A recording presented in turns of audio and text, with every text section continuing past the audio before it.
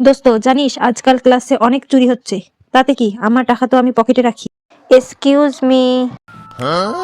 আচ্ছা, কত টাকা নিয়ে এসেছিস দেখি। আরে আমার টাকা কই গেল? আমি তো পকেটে রাখছিলাম, আমার টাকা চুরি হয়ে গেল।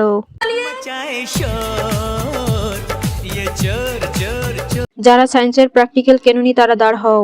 আমি তো জীবনেও প্র্যাকটিক্যাল কিনবো না, এর চেয়ে ভালো কারো একজনের চুরি করি। আরে আমার ফাইল কই গেল? নিশ্চয়ই তুই চুরি করেছিস না? তোর কি আমাকে চুন্নি মনে হচ্ছে? হ্যাঁ মনে হচ্ছে। তুই চুন্নি, তুই চুন্নি। এই বাচ্চারা, তুই চুন্নিতেই কাউকে চোর বলা যায় না। তোমাদেরকে তো আমি আগেই বলেছিলাম যে নিজের জিনিসপত্র দেখে শুনে রাখবে। এই নেন আমার হোমওয়ার্ক। তোমার ঠিক আছে। हो गई। আজকে ক্লাস শেষে সবার ব্যাগ চেক করবে ম্যাডাম। তাতেই বোঝা যাবে ম্যাডামের চুরি কে চুরি করেছে। আচ্ছা এই ব্যাপার, তাহলে তো একটা ব্যবস্থা করতেই হবে। আজ সবার ব্যাগ চেক করব। তুই চুরি করেছিস আমার সোনার চুড়ি?